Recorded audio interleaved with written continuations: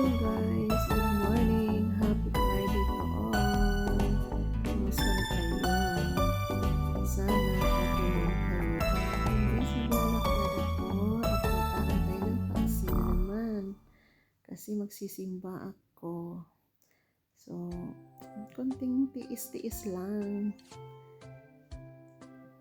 Ayan guys, sakay na ako ng taxi papunta ng simbahan.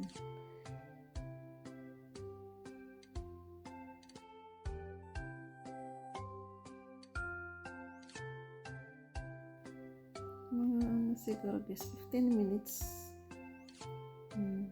Ayan, malapit na ako.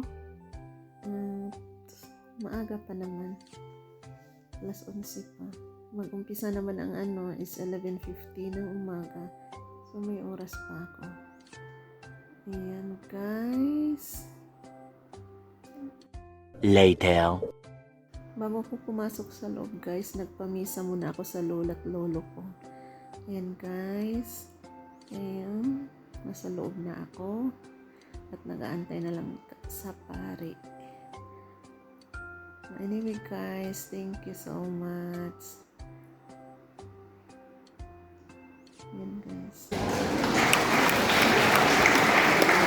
We are skilled, non-time talents. Of course, we have engineers, we have architects, we have doctors, we have teachers, we have drivers, we have staff members, but also we have Ayan guys, natapos na ang misa at pupunta na rin ako sa mall at mag-meet kami sa mga friend ko doon. Naantay na nila ako kasi magsabay daw kami mag-lunch. One eternity later. Ayan, nag-order kami. Ang haba-haba ng pila dito sa Bacolod Chicken Barbecue. Daming tao guys. Ang haba ng pila dito. Ayan guys. At ayan, nakapila pa rin kami. Kasama ko si ate. Ayan. Kailan pa kami matapos nito?